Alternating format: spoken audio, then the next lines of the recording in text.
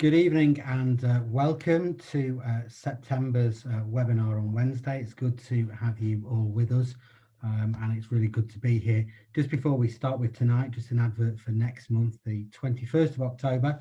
I'm really pleased to say that we've got Steve Aisthorpe, who's just written this book, Rewilding the Church, which will, I hope, follow on really nicely from tonight's conversation with Mark.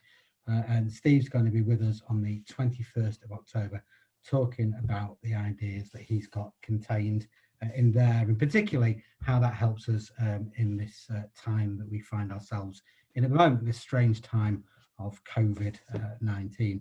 And tonight we're going to be looking at that again, talking to Mark Greene, who I'm really pleased is with us tonight. So welcome, Mark. It's good to have you with us tonight. Thanks very much. Great to be here. Great to be here. Perhaps we can just start just by just you. Obviously, we know who you are. It says it on the screen. I've already introduced you, and it's been all over the advertisements. But just give us a little bit of a background about who you are, the work you've done, and some the highlights, because I know it's quite detailed. But perhaps just the highlights. Yeah, well, good idea, because you were praying that I wouldn't waffle earlier, so let's hope I don't do it now. Well, I come from a Jewish background, as perhaps you can tell, even front on, and grew up like that and became a Christian when I was my last month really at college, and then went off and worked in advertising for 10 years, which I really enjoyed. I love the people, I love the creativity. Yeah, I love the pace, and the lunches were just great. And then I came back from that and I went to a theological college, not because I felt called to be as holy as you, Stuart, and into so-called full-time Christian work, as it used to be called, which of course we know all work is full-time Christian work. But I went to theological college, London School of Theology, and there I met my wife. I didn't think I was going to get married. I was about 33 at the time, and I thought it was over for me. But I met my wife there, and she had a car. I didn't have a car, so it was all pretty good. And they invited me to stay on, and I stayed on there for 9 years. And I guess my focus was on engaging with contemporary culture and stuff like that. And I suppose one of the big moments for me in terms of a highlight was because I was a young Christian when I went to America. And I was being discipled by a kind of a worker, not by if you like a professional minister. And they kind of noticed that I was ministering to my colleagues, that I was talking to them about Jesus, that I was thinking about my work in that way and praying about my work in that way. Mm-hmm. And I didn't realize at all that that was unusual, because I didn't know any better. I didn't realize that wasn't, you weren't meant to do that. And so they asked me to lead an adult Sunday school at the time, which Americans do a lot of, 45 minutes on ministry at work. And we had a bit of a sharing time from the second week on. What's God doing? What are you seeing? And it wasn't it was just a normal group of people, 25 people. Some were clerks, one or two were sort of in high-flying jobs, but mainly just kind of ordinary jobs, secretaries and so on. And the feedback was amazing. God was so evidently at work in people's lives in actually amazing ways, but actually in some ways quite ordinary ways. And I suppose at that moment I realized God can work through anyone, anytime, anywhere, extraordinarily.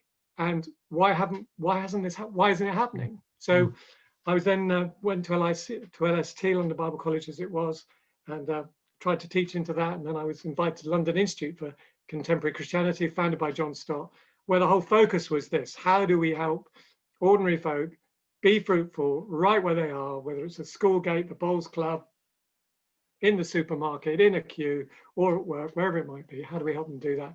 And how do we help ministers help them do that? So that's it. That's what leads us to where we are tonight, and a subtle product placement here for you. Thank you very much. So Mark's book here, Fruitfulness on the Frontline, and that's kind of what we're going to be engaging with tonight, but particularly thinking, how does that change, if it changes, in the climate that we find ourselves in tonight? It may be that people have questions for us as we go through tonight, and if you have, there's a little Q&A button down at the bottom of your screen. Just fire a question into that, and I promise that will get to me, and I will pass it on to Mark, and Mark says he's particularly good at answering really difficult questions. That's what he said. Yeah. Really good at answering difficult questions. Yeah. Something like that, anyway. Yeah, I definitely said that. You can trust Stuart. Let's start with a question tonight that you're perhaps expecting, and the book's obviously called Fruitfulness on the Frontline. What do you mean by frontline, and do you think we all have one? Yeah, well, so we define frontline as a place where you regularly, not necessarily very often, but you know you're going to go to, where you engage with people who don't know Jesus. So it could be the supermarket, it could be a school gate, it could be a workplace, it could be a bowls club, it could be a book club, it could be the bingo. It's just a place where you go where, in a sense, you kind of know that you're going to meet people who don't know Jesus. Now, lots of people have lots of front lines. You might volunteer in a charity shop, you might have a workplace, you might be part of a lunch club, you might, all kinds of places where we might have. And I suppose what we encourage people to think about is there a particular one of those places where you think God really wants me to, this is my place. This is a place where he really does want me to minister. So that's what we mean by frontline. And does everyone have one? Well, a lot of people don't think they have one. But actually, normally, with a little bit of probing, a little bit of questioning, pretty much everyone begins to realize that there are people that they engage with relatively regularly, but not necessarily every day, who don't know Jesus, and they can minister to them. I remember, what's the most extreme that you could have? Well, somebody living on their own. This was a Glaswegian person. Both my parents come from Glasgow, and I think Stephen, the engineer tonight, or the engineer every night, is from there too. And I met this woman in Glasgow, and she was primarily housebound, but she was in the church that day. And she told me that since she was housebound, not really able to get out very, very often, she'd been asking God, who can I bless? Who can I bless? And she prayed about it. And then she realized that she could bless the people who delivered her groceries. So before they came, she would pray for them. And as they came, she would, seek to bless them, seek to engage them, know their name in some significant way. And it became a ministry in that sense for her. Somebody else, also a Glaswegian, actually told me that he had a ministry to people who called him up on the phone, offering him mobile phone packages. So in the olden days, if you remember those days, you get a phone call probably from Bangalore, or at least often it seemed from somewhere like Bangalore. And somebody would say, do you have a mobile phone? And he would reply, this is my bad Scottish accent, and Stuart, so please forgive this. Do you know Jesus? Do you know Jesus? And he would say, and people would then, say no or yes, and he talked to them a little bit about that. And he said, the great thing about this is I didn't even have to pay for the call. So actually, it's about an imagination. It's about an imagination. Is this place that I often go to, or sometimes go to, could that be a place of mission? Could that be a place of mission? And I guess for many of us now, our front lines will have changed dramatically over the last 6 months. It's hard to believe it has been 6 months, but dramatically. Our front line could have been work, and all of a sudden we find ourselves not in the office anymore. How much do you think this has changed whilst we've been away from other people? Well, you're quite right. For lots of people, there might be three groups of people, really, mightn't there? There might be the people who'd already retired and now confined and can't get out and do those things that they used to do. There can be people who are working from home, or people who are furloughed from home. And there's quite a lot of people who are still going into their workplaces, just under quite different conditions, with people feeling very differently about that. If you're stacking shelves in a supermarket, you probably feel quite vulnerable in a way that you didn't before, although people are much more appreciative. So at one level, it depends what we mean by fruitfulness. So first of all, if we mean... That was my next question. So was it? There you go. But let me ask you this one first. What do we mean by fruitfulness? By fruitfulness. Well, I think we mean by fruitfulness, but I'll answer the question in relation to relationships first, and then talk about fruitfulness. If we mean by only evangelistic conversation, then clearly that's changed. But has it closed down? So one URC member from the south. I'm sorry about this, it's from the south. We have people from all over, so we're embracing. Yeah, I know you've got them all over. Secret agents for the Lord all over the country. So this particular person, 72 years old, gets in the queue for the supermarket in the days when the queues were 100 yards long and you were 6 feet apart. And she arrives at this queue the first time and she thinks, well, you know, here I am. And then she begins to, you know, chat to people. And then she comes again and she realizes at this particular time of the day, the same people are coming within 10 yards every time. So she thinks this could be a ministry. I can bless people, I can encourage them, I can engage them in conversation. I can create a 6 feet apart community, as it were. So that's what she does. So can we do that? Can we go on Zoom and then just notice that somebody's feeling a bit down and then call them back later? Can we send them an email? Can we ask them questions like, how are you coping? Well, I think we can, because I think people are much more open to that than they were. So some things change. Obviously, the relationships change. I think you've got a good story, Stuart, you were telling me the other day about. Yeah, people may have heard this before, so forgive me if you have, but we started like everybody else did in their streets at 8 o'clock on a weeknight, on a Thursday night, going out and clapping for the NHS and for all our key workers, the people you just mentioned that work in the supermarkets. And we met our neighbours, and lo and behold, we discovered that we actually quite liked each other. And so now we still meet, apart from 2 nights of the week. We don't meet, I don't know why, on a Tuesday. I think because everybody puts the bins out on a Tuesday, probably that's why. We don't meet on a Sunday night, but every other night we meet at 8 o'clock and we stand on the street and we just have a chat and we catch up with each other. And some of our neighbours who may even be on watching this tonight, we've sort of said and go to the local Baptist church, and we said that actually this is an opportunity now for us to pray with people. And we had a situation the other night where we were able to offer prayer for one neighbour, which that was gratefully received. But just having those conversations, and I think, and we'll talk about it being enough, I think, in a few moments. But just having the conversations and checking up on people who are on their own and been learning through the day is enough. And that's been, we hope, a real blessing to the people that we live around. So just kind of moving on from here,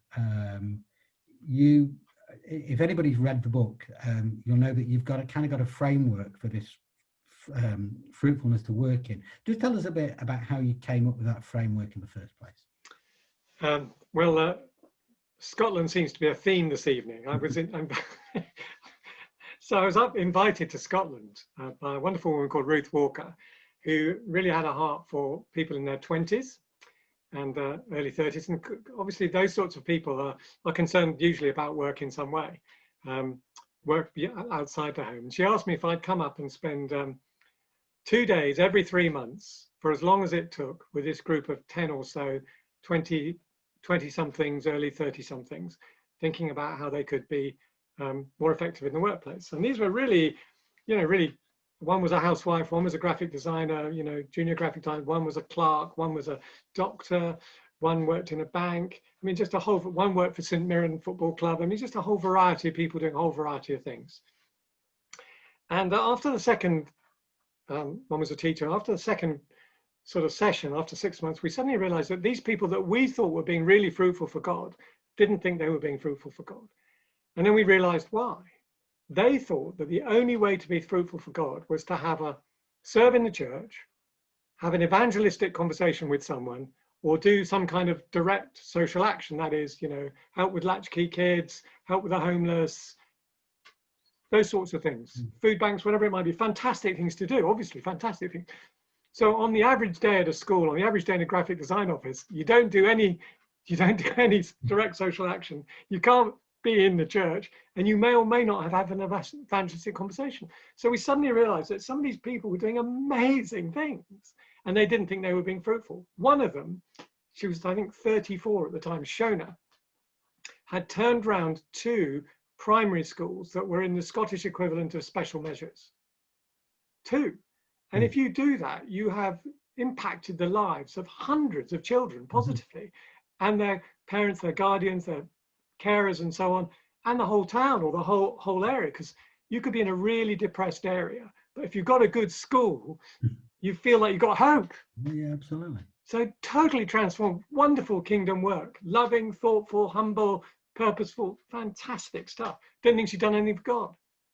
So we realized that we had to come up with something that showed her from the Bible that actually there were other ways to be fruitful. And we know what's the fruit of the Spirit. It doesn't actually say that the fruit of the Spirit is an evangelistic conversation. It says the fruit of the Spirit is love, joy, peace, patience, goodness, kindness, faithfulness, gentleness, self-control. Is doing good work in the power of the Spirit something that God delights in? Well, it's the first thing he tells us to do.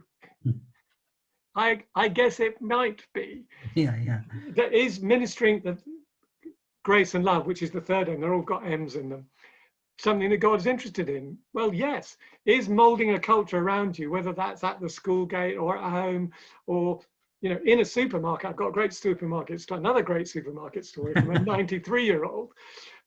Is that something God's interested in? Creating places of shalom. I mean, you just did it on the street, didn't you? Yeah. Suddenly, here's a street, but at 8 o'clock at night, 5 nights a week, except when Manchester City are playing. No, well, no, that still happens. I'm just not part of it. You're just not part of it, are you? Except so you mold a culture, and then there's being a mouthpiece for truth and justice. And I think sometimes we use truth and justice, and we think we've got to be at the barricades. You know, it's and rightly, you know, making a stand for some of the big things, but it's also snuffing out gossip. That's truth and justice. And then there is being a messenger for the gospel. So let's just look, if we can, let's just look through some of those, just work our way through those 6 M's if we can, and just look at each one, and perhaps you can just talk about it. And for people who haven't read the book, first of all, why not? And secondly, let's just sort what those 6 M's are. So we're modeling godly character, making good work, ministering grace and love, molding culture. And we've had a question about molding culture, so I'll ask that question when we talk about that. Being a mouthpiece for truth and justice, and being a messenger of the gospel. So thinking about modeling godly character, because it's the first one and we'll work through them in order. What does it look like? Is it just being nice with a sort of sickly sweet Christian smile, whatever that looks like, or is it more than that? Is it more than just being nice? Well, I think it is more than being nice, isn't it? Because the first one is love. And you can be nice without loving people. There are very many charming people in the world who secretly hate you. Not you, Stuart. I mean, I know you are beloved all over Merseyside. No, I think it isn't just being nice. I think love is quite, when you think about it for a parent, it's not always being nice, is it? And when you think about a really good boss, for example, wants the best for you, and that might be being firm, correcting you, rebuking you when you do something wrong, you know, having some courage to do that. So I think the moment you look at love and you think about what's in the interest of the other person, godly character being love, it's not always being nice. And we see it in Jesus. He does rebuke people. He loves the Pharisees, but he still calls them whitewashed tombs. He's trying to shake them out of their sort of dogmatic complacency. So no, I don't think it's wandering around with a beatific smile. But, you know, godliness can sometimes be weeping. Godly character could be just weeping over something, can't it? I mean, yeah. So you then go on from, and you know, this is just whipping through what's got some great detail and some great stories. You then go on to talk about making good work. And when you talk of making good work, I mean, I just wonder kind of what do you mean? Is this just the stuff we do in church, or is it the everyday stuff as well that fills our times or fills our minds? And again, what might that look like in our kind of current climate? Well, making good work, yeah. I mean, I think work is purposeful activity for the benefit of human beings to the glory of God. So when you make a bed well for somebody and it's comfortable, that's good work. When you're a barista and you make sure that the I realise you live in Chester, Stuart, where there are so many shishi, sophisticated coffee bars. We're all about sophisticated coffee bars. Yes, yeah. But you know, making sure that the distillation of the coffee gets into the milk, if that's what's going on, within 10 seconds for every customer. Doing it well is important. But I think there's another dimension. So you could say lots of people do good work, but I think it's in the power of the Spirit and for the glory of God. And I think that question of whether we invite God into our work, invite God, recognizing that he cares about these little things. So let me give you, if I may, Stuart, you have to stop me if you don't want an example. No, let's have an example. One of my favorite, in reality, aren't we? My favorite example is another Scottish example. So there are Scots all over the country, you know, they're not just in Glasgow, but this one is another one from Glasgow. And this is a story about somebody who worked as a project manager for regenerating, as part of a team regenerating parts of the country.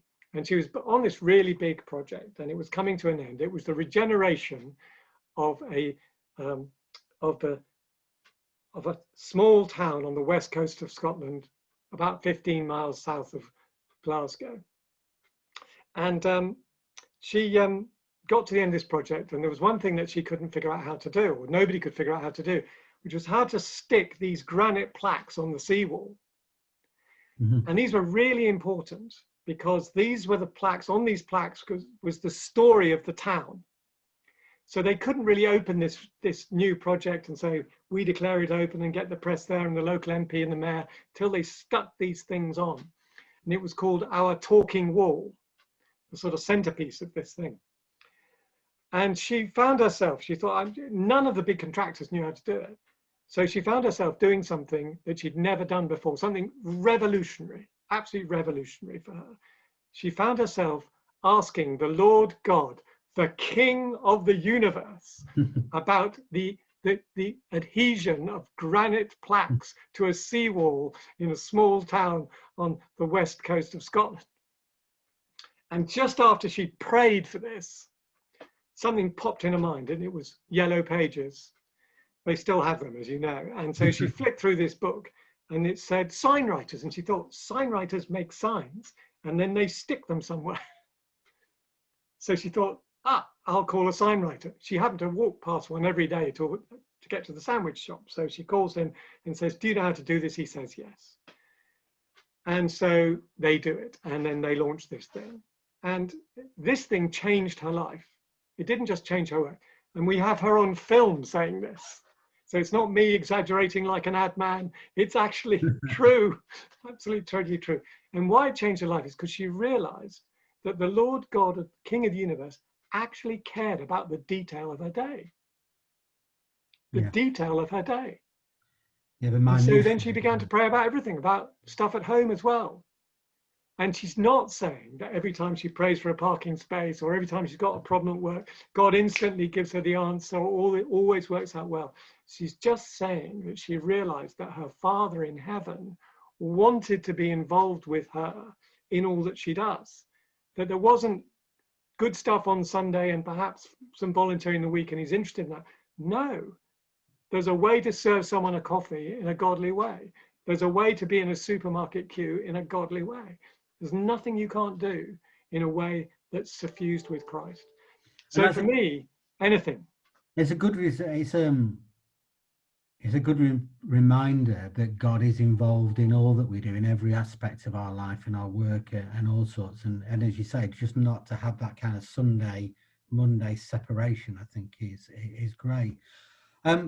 Question we've been asked here is, how could we respond if our manager at work kind of says, "Oh, we don't do religion or politics here"? What do we kind of how do we work into that situation?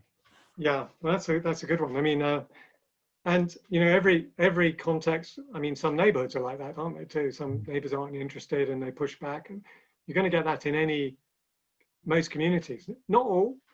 And it's very uneven now. So just to encourage those who aren't in those sorts of places, or there are lots of places now where religion is on the agenda because of diversity and because actually we have Muslim fellow citizens to thank for this, because they've gone and asked for prayer rooms, and because actually lots of companies, lots of councils want people to bring their faith to work, their whole selves to work. But you could easily find yourself in a place like that. Well, again, I suppose nothing stops you making a contribution to the work in that place in the power of God. Nothing stops you creating, if you like, around yourself in your own interactions, a different kind of culture than even perhaps your team culture, never mind the sort of organizational culture. Your boss, you don't have to mention Jesus to trust people. You don't have to mention Jesus to forgive people. You don't have to mention Jesus to call somebody up who's not feeling very well. You don't have to mention Jesus to do any of those things like that. And I think what then happens is that if you've got a boss who says, I'm not interested, that's fine. Okay, you're not interested. That may be the case. So we pray and see when the opportunity might come with them. But it doesn't stop us reaching out to others. And I think the reality is that there's testimony on testimony about what happens over time. And that's really important. If we're thinking our goal is, I've got to have a conversation about the gospel next week or in a month, maybe not. But if we're thinking, I want to get to know this person, what does my boss really care about? What are his yearnings or her yearnings? What are they? Where are they at? How could I serve them? How could I affirm them? We can begin to get to know people, and from that we can build. I guess in the midst of that, it might take us on to the third point of ministering grace and love sometimes. And at the moment, I don't know, the news seems to be full of lots of blame, isn't there? If only they would abide by the rules, and then we'd all be out of this mess, and we're looking to blame different sections of society.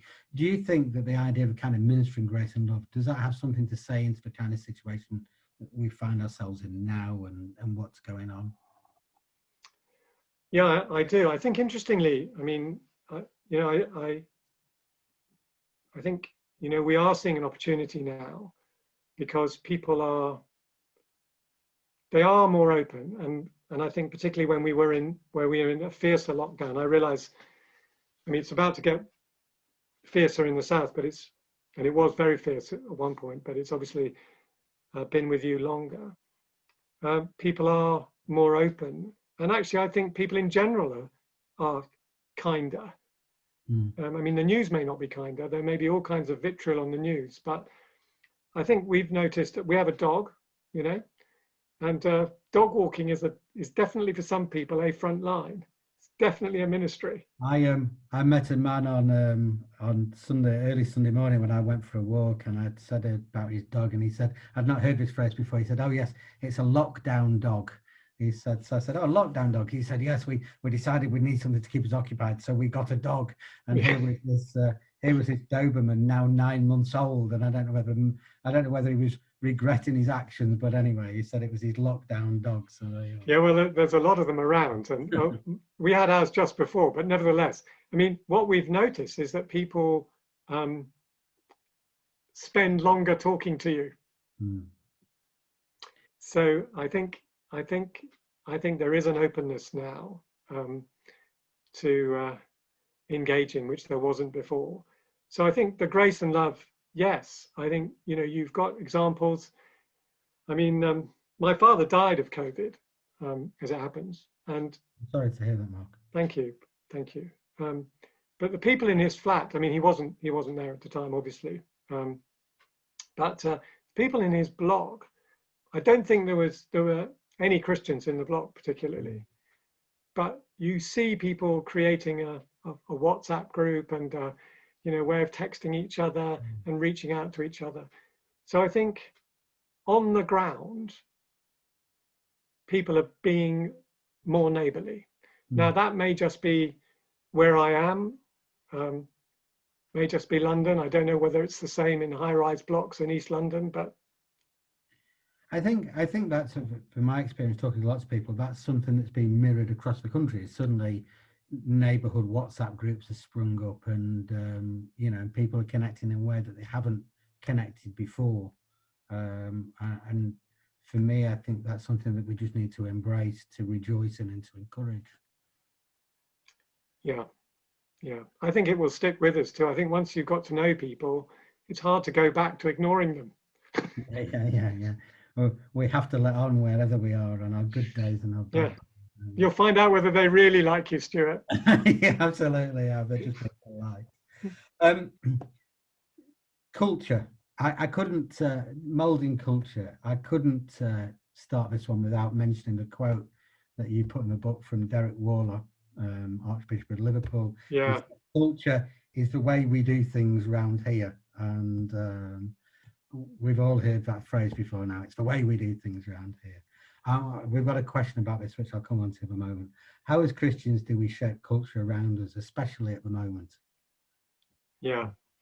Well, can I just tell you the story that I think it's true. I can't testify to it, but apparently it's a Liverpool story. A group of Vatican prelates came to visit Archbishop Warlock, and because apparently he knew something about culture, knew a bit about culture, and they asked him about what is culture and all that kind of stuff. And then they went back to the Pope, and the Pope asked them, "So what is culture?" And they replied, "Culture is the way they do things in Liverpool." Very good.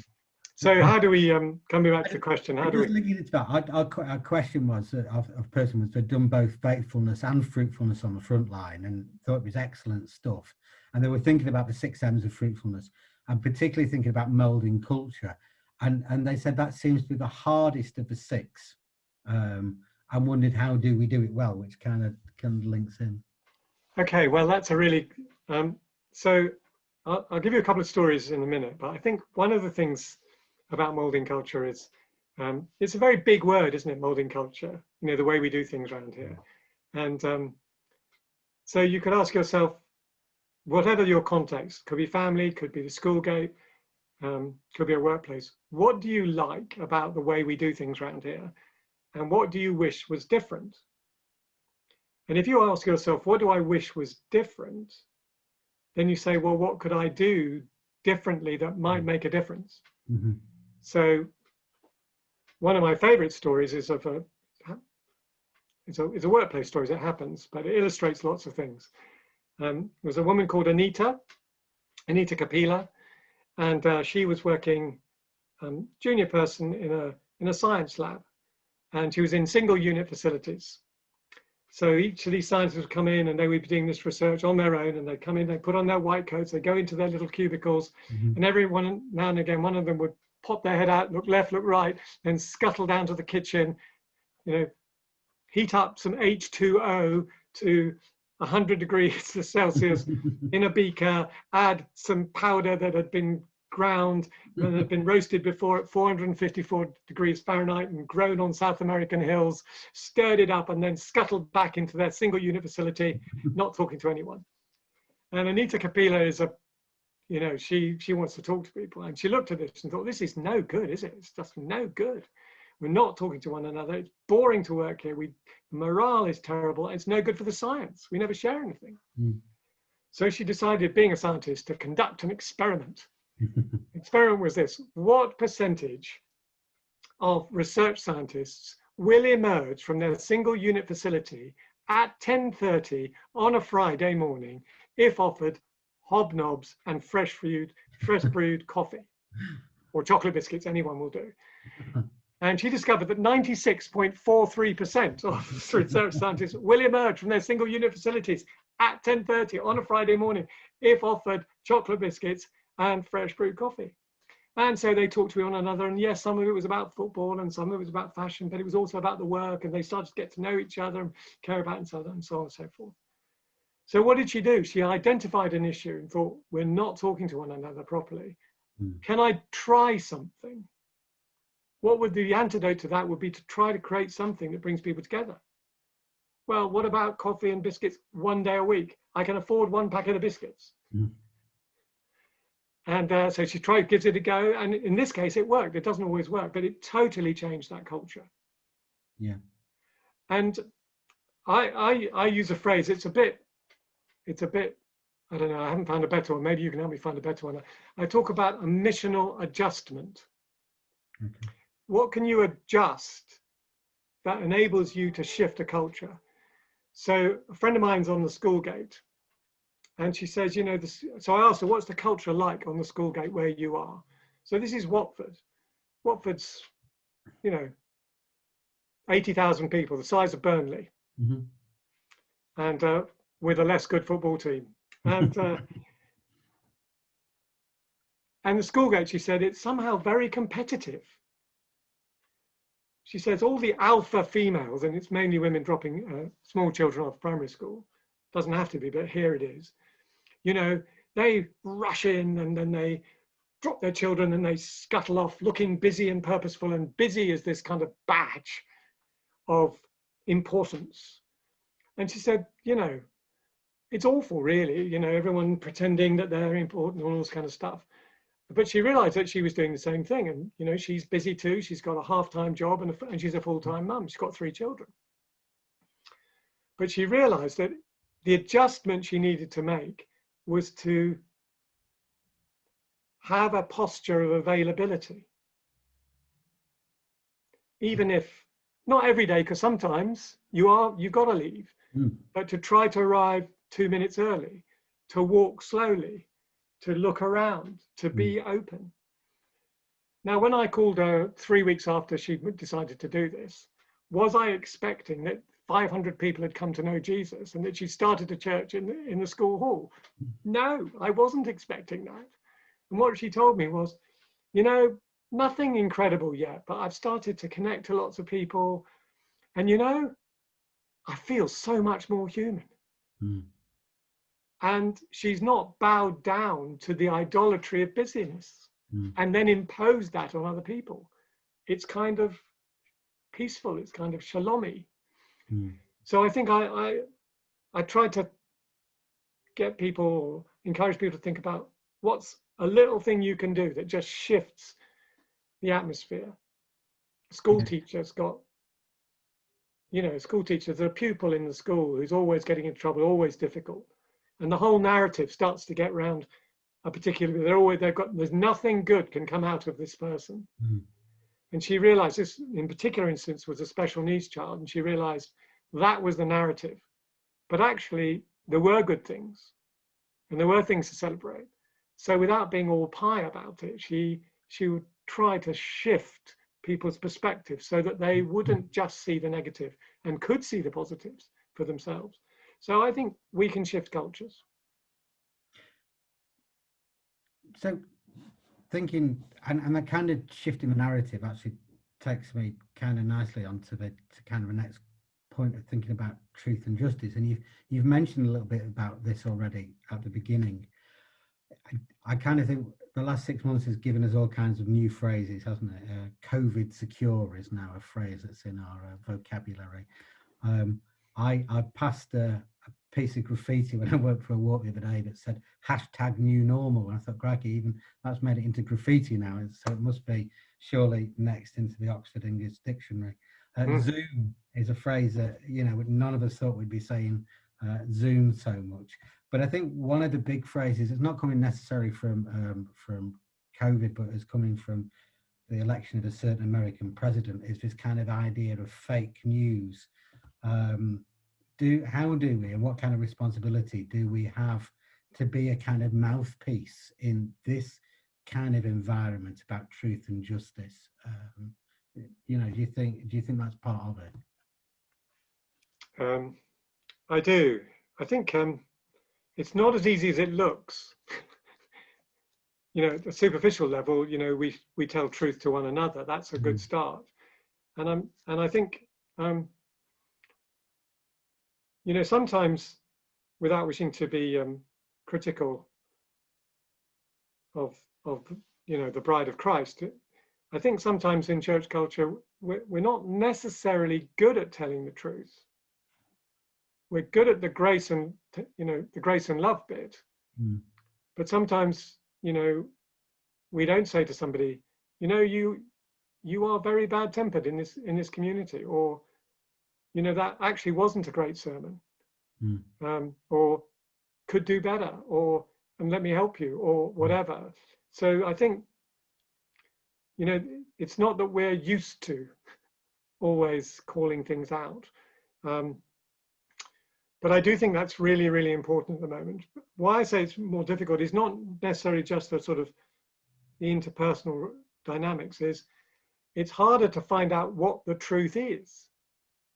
You know, because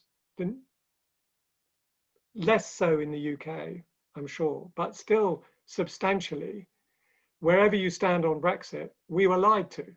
I mean, it's clear.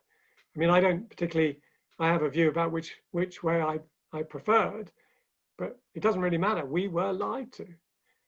And we were lied, you know, and our Prime Minister has lied to us. And instead of saying and told us that, you know, we were told he was okay and he was running the country from an intensive care unit. Well, that's totally ridiculous. And instead of then the country praying for him and, you know, because he was at death's door, we didn't do that.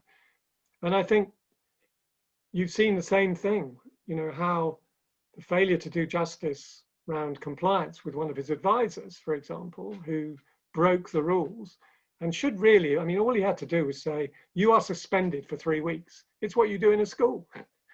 Any head teacher would have known what to do. He let it go. And now we're going to be fined £10,000. So these are, you know, calling people to account for this, I think is very, very important. And I think as it relates to justice, one of the things that is going to be really important, which we've not done well in this country, is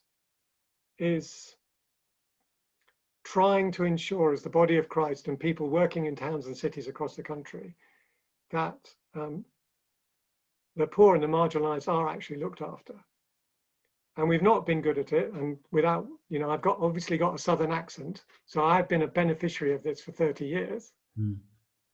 Because that's how old I am. But you know, the North-South divide is real, and that's not just. And there are communities who are really suffering, and you know, we've seen it with mental health during the time of austerity, and you know, I think our society, to some extent, is always measured by how it deals with the most vulnerable. Yeah, and I think you're right. We as Christians have a part to play in that, and I think sometimes it's difficult for us to stick our head above the parapet for fear of being shot back down again. So thank you for your honesty in answering that question tonight. Number 6 in your framework, I guess many people would say, "Oh, this is where we get to the real stuff now." Messengers of the gospel, evangelism. And I like it because in the book you kind of say some people would rather trip to the dentist, wouldn't you, than engage with evangelism. And I think if it's honest, it scares all of us. We were talking yesterday. I said I think one of the phrases that scares Christians and non-Christians alike is the phrase "Let me tell you about Jesus." You know, people don't want to hear it, and quite often we don't want to say it. And is this what you mean, or is there another way for those of us that perhaps the idea of kind of street evangelism? I was telling Mark yesterday that I remember as a 15-year-old being at a Christian Endeavour holiday home in Snowdonia, and it was always a great experience. Apart from Thursday, we had to go into Carnarvon town centre and take part in evangelism, which involved singing Christian choruses in my case, really badly, excuse me, and I dreaded it. So tell us about gospel while I cough. Oh, you're coughing. I didn't quite hear the end of the question. You started coughing. Tell us about evangelism, did you? Yeah, about being a messenger of the gospel. Being a messenger of the gospel. Well, obviously Jesus is interested in who we are. We share who we are and what we do, and we, in a sense, witness through what we do and indeed what we say. And so, yes, absolutely. I think, again, we have to be sort of clear about what sort of evangelism we're talking about. So there are different sorts. So there's obviously family evangelism, particularly difficult thing to do. There is what you call, there's the one-off evangelism, your street evangelism, you meet a stranger, you're standing at the bus stop. I have friends who have got a ministry of London transport evangelism, and they're very, very good at it. Martin enjoys, those one-off things. And then there's occasional people that you see, maybe a good friend from school or something like that, once every 2 months or every 3 months. And then there's the people that you engage with quite regularly. And I think in that case, the first thing is to engage with them as a person. I mean, no one is meant to be a target. God created them in his image. There's presumably something to celebrate. What do you like about them? How can you create a human connection? Where are the human connections? Rico Tice, the evangelist, who is a platform evangelist, he can do that. But when he trains people, he says, celebrate the person, serve the person, ask a question that crosses the line. And if they respond positively, carry on the conversation. If they shut up, you shut up. But I love celebrate. What have you got in common? I think we're too quick to want to deliver the plan of salvation and not quick to listen to what's on their heart. How can I get to know this person? What are they yearning for? Is it adventure? Is it authenticity? Is it love? Is it a sense of awe? Is it some purpose in life? Where are they? Francis Schaeffer, who was a great American turned European evangelist teacher, used to say that if he had an hour with someone, he'd spend 55 minutes listening, which all of you are doing if you stay with us. And then 5 minutes talking. So I think first thing is create the human connection, learn about the person. And the second thing is to be confident in this. No one except somebody who is an apologist, or if you like, a professional in some way, is being asked to answer all the questions that somebody has. We're called to witness, and a witness is somebody who testifies to what they have seen or heard or done. So what have you seen or heard or done? What do you feel about Jesus? What is your reason for following him? Peter doesn't say, be prepared to answer any difficult question on any subject that anybody lobs at you. You've just reminded me of a story that many years ago I was involved in a youth alpha that met in the church just as soon as the school finished, and the first week we had a group of 15 teenagers sat in front of us, and one girl who must have been about 13 said, right, well, if I'm going to be here, I want to know why you're here. So I want to know why you're a Christian. And I'm going to start with you, and thankfully pointed to somebody else that wasn't me, who froze on the spot at this girl's interrogation. But she kind of had, I think she had a fair point. If you want me to believe in this stuff, first of all, I need to know why you do and why it's important to you before I can do. So perhaps that's something we should always be ready to be able to answer. I love that story. I mean, I had one like that a little while ago. Well, not that long ago.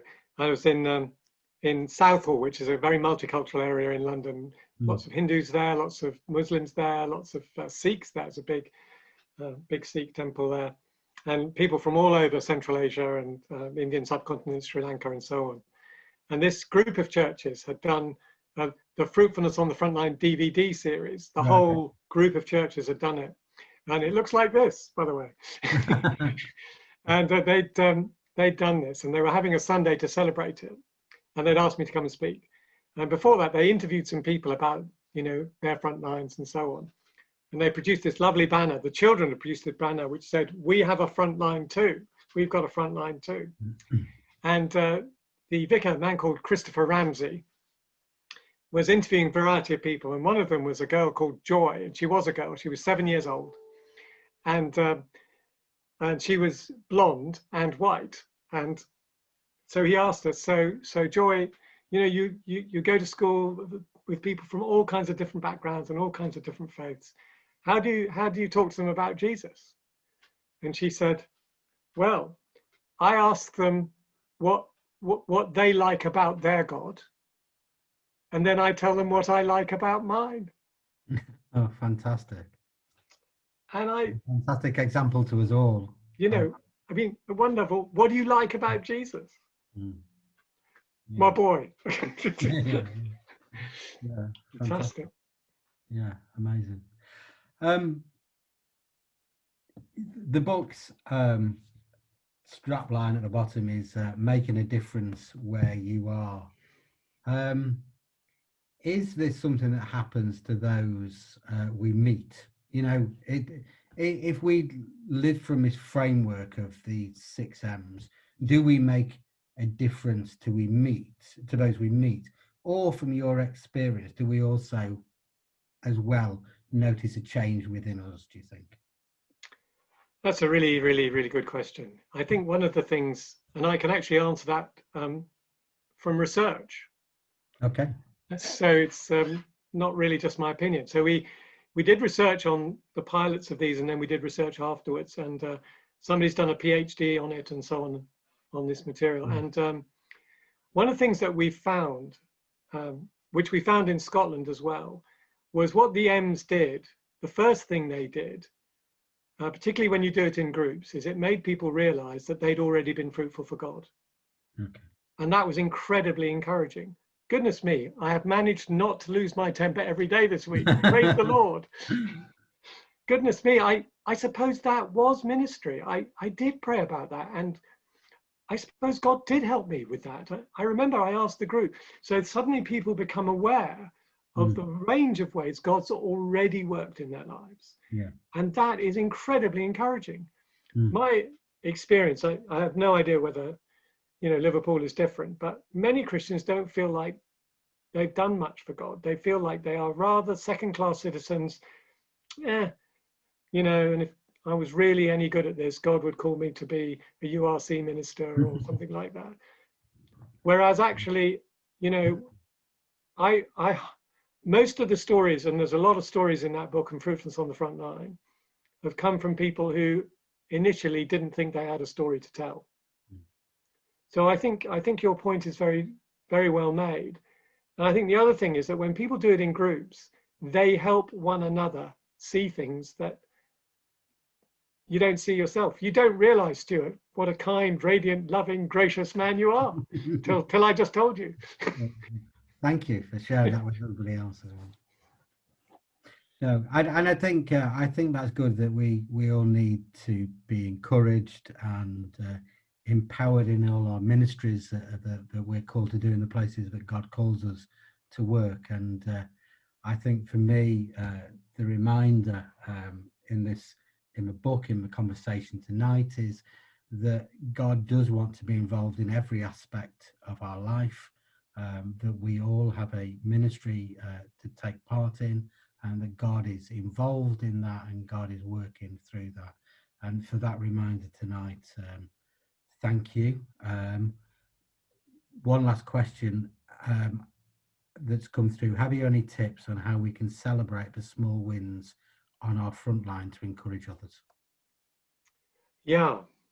I think one of the questions that we like to encourage people, if they're in a small group or if they have a prayer partner or, you know, just a good friend or whatever, is to ask each other a question like, where have you seen God in your life in the last week or at work or whatever? And again, it's a very interesting thing that we recently did some research with a different denomination. Very happy to do research with the URC. And they asked us to find out in some of the healthy churches how they were doing on whole life disciple making, how people were doing on their front lines and fruitful where they are and so on.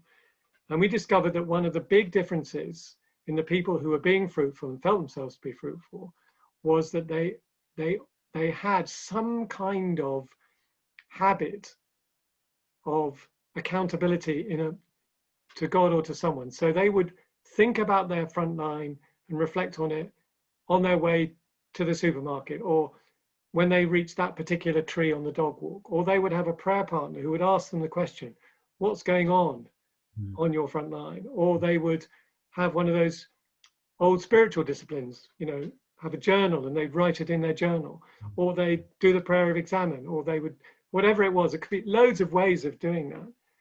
So part of it is, I think, just becoming more conscious, asking yourself, have I seen God in my life today? And then giving him praise for it and sharing it. I think depending on the stream of the church that you're in, the discipline of, which I think is a spiritual discipline of testimony, as in, what have you seen God do, as opposed to how did I become a Christian, has almost been lost. And the Psalms are full of that. There are some streams who are doing it all the time, but overall, if you look at David's Psalms, he's always talking about how God did something in his life recently. He helped me, he pulled me out of this, he helped me with my enemies, he's still there, he defied this, he pulled me out of the mire, he helped me, pull back a bow of bronze, he didn't let my ankle turn over. There's all these testimonies. It's a discipline, it's a spiritual discipline. It's not about boasting, it's not about complacency. Because Christ came and changed our lives, it's reverberating in our lives today in small and large ways. So I think one of the best ways to do this is to tell other people. I think that's really true. A friend of mine said he was going to try to be, and I guess it's the same thing, more actively confess Jesus in his life. He said the amount of times that he'd gone over to people, and previously he said, something inside me just made me feel that I needed to ask you if you were all right. And he said, and now what he's trying to do is, I just believe that God's really spoken to me and said, I need to come and ask you if you're all right. And he said, it was just little things like that about acknowledging that presence in his life and sharing it with others when he did it. That's brilliant. I'm going to steal that one. Yeah, please have it. A story from Chester. Mark, thank you for your time tonight. Thank you for your stories. Thank you for your encouragement. I'm sure that others will have been encouraged as much as I have. It's been really, really great to talk to you and to hear your encouragement tonight. So thank you for your time. Thank you, Stuart, and shalom to everyone up there and around. Lovely. Thank you. Take care, Mark. Goodbye. Take care. God bless.